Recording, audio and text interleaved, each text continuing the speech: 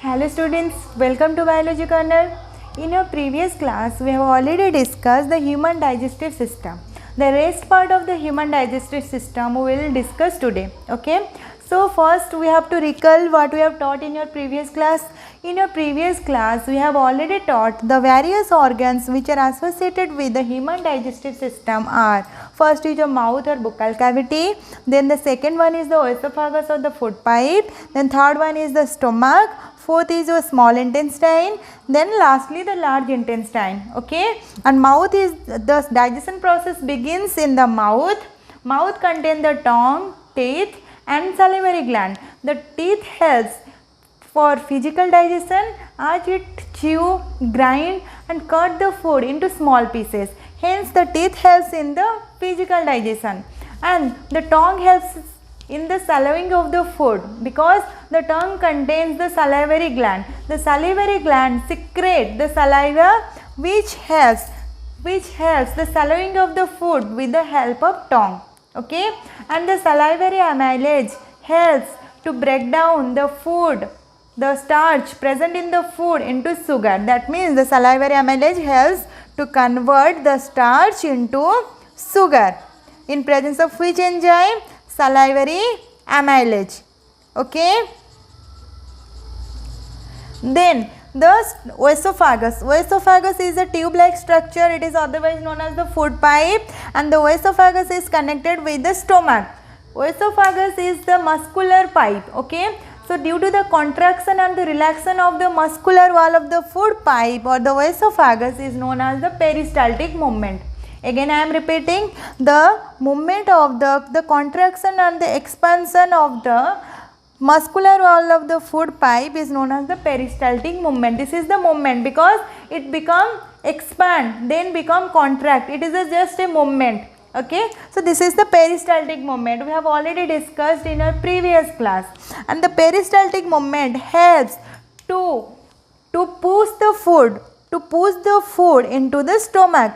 Okay, so the slightly digested food or the partially digested food enters into the stomach with the help of which movement? With the help of peristaltic movement. Okay, so the peristaltic movement helps to push the food. Okay, the peristaltic movement helps to push the food into the stomach.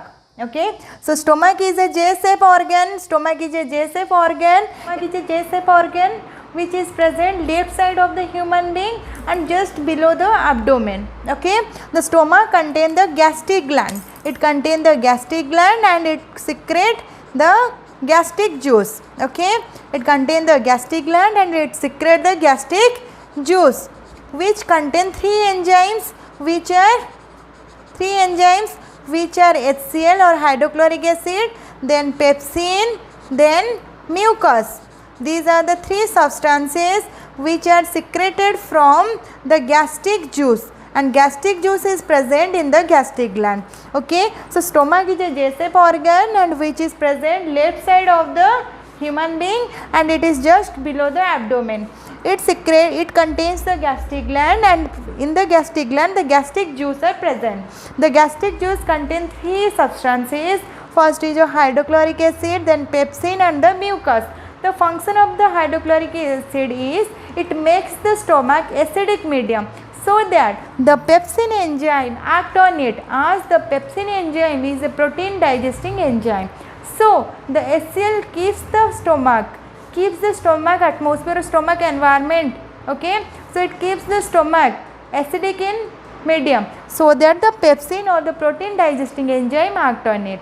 Okay, and the another function of the HCl is it kills the bacteria which are present in the stomach. Then the third is the mucus. Mucus is a substance which is secreted from the stomach or which is present in the gastric juice. It helps to protect the stomach wall from its own secretion. The mucus helps the stomach wall from its own secretion. So now we have covered the stomach. In the stomach now the slightly digested food is present, not completely digested. Okay, as the complete digestion process takes place in the small intestine. This is the small intestine Okay, I have marked in the red marker. This is the small intestine. Okay, this is the small intestine. So we'll discuss about the small intestine. Now we'll discuss the small intestine. This is the red like I have marked in the red marker, that is the small intestine. The small intestine is the largest part of the human alimentary canal. It is the largest part of the human alimentary canal. It is 6.5 meter long. Okay, why it is known as the small intestine? As it is very narrow, it is known as the small intestine. Okay, it is the largest part because it look like the coiling like structure. Okay, it is coiling like structure. Okay, so the small intestine is the largest part of the alimentary canal. It is about 6.5 meter long. It is narrow like structure and it is coiling like structure. Okay, the herbivores or the plant eater animals have longer small intestine, whereas in the carnivores or the meat eating or the flesh eating or the animal eating plants, animal eating animals, animal eating the organism. Okay, the carnivores have the carnivores are the flesh eating or the meat eating organism. They have shorter small intestine. This is a 2-mark question. Okay, so why the herbivores have longer small intestine and the carnivores have shorter small intestine? Because the herbivores or the plant eating animals they intake the grass. Okay, the herbivores are the plant eating animals. They are the plant eater. Okay, the plant eater means they intake the grass which is composed of cellulose. Okay, which is composed of cellulose. This is a complex sugar or this is a complex carbohydrate. That's why the animals cannot digest the cellulose easily. That's why the herbivores need to have longer small intestine. Okay, the herbivores have longer small intestine as they intake the grass which is composed of cellulose, which cannot be digested easily. Okay, so the herbivores need to longer small intestine, whereas the carnivores or the meat eating organism or the meat eater or the flesh eater or the animal eaters. Okay, so meat can digested easily. We can digest meat easily. We can digest meat easily or flesh easily. So the carnivores have the smaller or the shorter small intestine. Okay, the carnivores have shorter small intestine as they intake the meat or the flesh of other organism which is digested easily, whereas the herbivores cannot digest the grass easily as they composed of cellulose. Okay, that's why the herbivores have longer small intestine and the carnivores have shorter small intestine. Okay, then we'll discuss the small intestine receives the secretion from 2 glands. Okay, receives the secretion from 2 glands. First is your liver and the second one is your pancreas. The small intestine receives the secretion from 2 glands. Okay, small intestine receives the secretion from 2 glands. First is your liver, then second is your pancreas. Okay, so liver is the largest gland of the human being. It is the largest gland. Okay, so from the liver secretes what? Liver secretes the bile. Okay, liver secretes the bile juice. Okay, so bile is greenish yellow liquid. Bile is a greenish yellow liquid. Okay, so what is the function of bile? We know the small intestine receives the secretion from 2 glands. Okay, this is the pancreas and this is the liver. Okay, so liver secretes the bile which is stored in the gallbladder. This is the gallbladder. Okay, so the bile juice is stored in the gallbladder and bile juice is greenish yellowish liquid. Okay, so what is the function of the bile or the bile juice? The bile juice has 2 functions. Okay, so first function is the bile juice has 2 functions. First function is it helps in the emulsification of the fat or it breaks down the fat the fat present in the food. That's why the first function of the bile is it emulsify the fats or the lipids. Okay, the bile emulsify the fat or lipid, and bile is alkaline in nature. Okay, bile is alkaline in nature. We know the stomach is acidic in nature. That's why the bile juice helps to neutralize the stomach. Okay, so we have discussed the small intestine receives the secretion from two glands. First is your liver, then second one is your pancreas. Okay, so liver secrete the bile juice, and bile is greenish yellow liquid, and bile is stored in the gallbladder. Okay, the bile juice is stored in the gallbladder. And what is the function of bile? First is it emulsify the fat or lipid. Okay, so it helps in the emulsification or the breakdown of the lipid or the fat substances present in the food. The second function is it is alkaline in nature, and we know the hydrochloric acid is present in the stomach. That's why it become acidic medium. So the bile juice helps to neutralize the stomach. Okay, then second is your pancreas. Okay, we have already discussed liver. Now this is the pancreas. Okay, so pancreas is also the large gland. This is the pancreas. It is present just parallel to the stomach. It is just present parallel to the stomach. And pancreas also, the pancreatic gland also secrete the pancreatic juice. It secrete the pancreatic juice. Okay, it secrete the pancreatic juice. The pancreatic juice also secrete three enzymes. First is your pancreatic amylase. Okay, it is the pancreatic amylase. Okay, the second one is trypsin, and the third one is lipase enzyme. Okay, so the pancreatic gland secrete the pancreatic juice, and it contains three enzymes: pancreatic amylase, trypsin enzyme, and the lipase enzyme. So now we will discuss the function of these three enzymes. The pancreatic amylase convert the starch into the sugar. Okay, it break down the starch into the sugar. The trypsin enzymes helps to break down the protein. Okay, and the lipase enzyme helps to break down the lipids or the fats. Okay, so pancreatic juice contains three enzymes: pancreatic amylase, trypsin, and the lipase. The pancreatic amylase helps to convert or the break down the starch into the sugar. Okay, it convert or it break down the sugar into the glucose.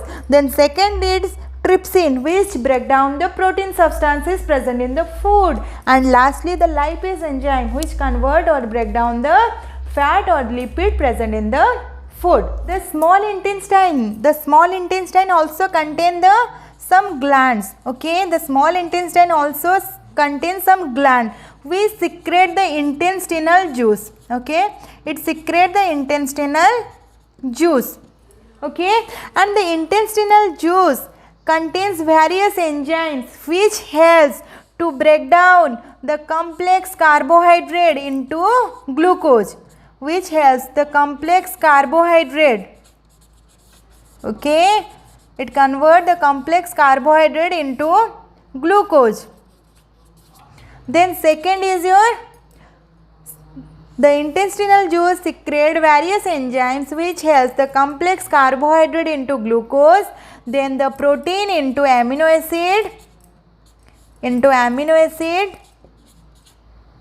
then lastly the fat into fatty acid or the glycerol. Okay, so fat converted into the fatty acid and glycerol.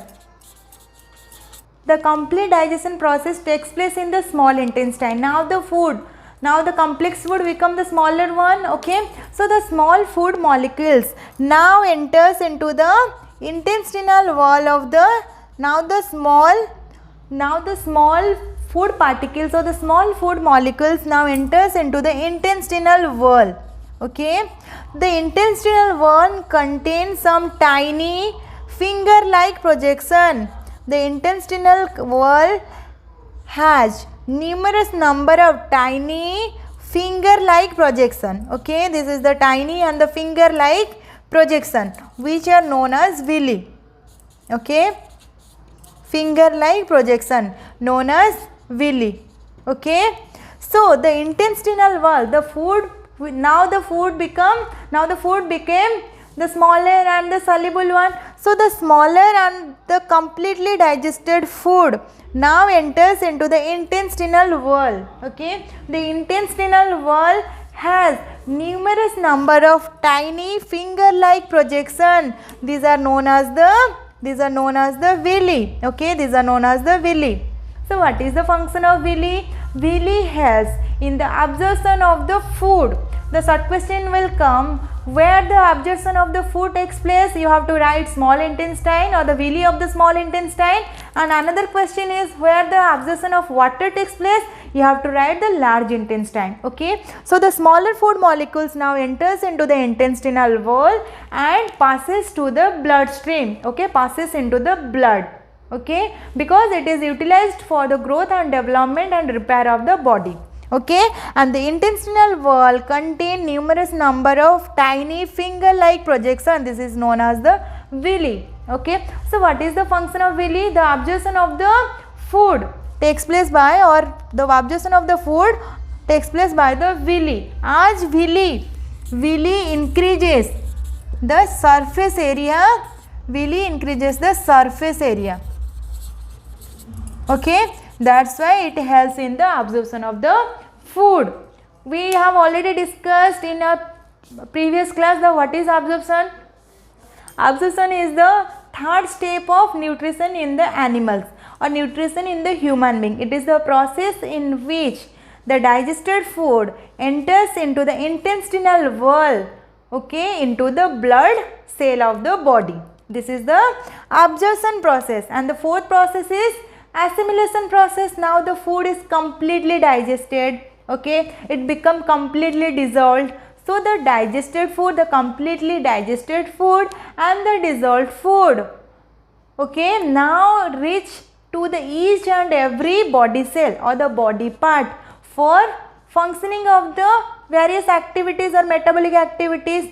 Because after the digested food enters into the blood cell, the different body part able to do some work or performing some activities. That's why it provides us energy. It provides us energy. So the assimilation is a process in which the completely digested food and the dissolved food enters into the each and every body cell or the body part, so that it provides us energy to perform various metabolic activities and helps in the growth and repair of the body. The food, we know the complex carbohydrate converted into the glucose and some extra glucose converted into the glycogen. Some extra glucose converted into the glycogen. Okay, the extra glucose converted into the glycogen.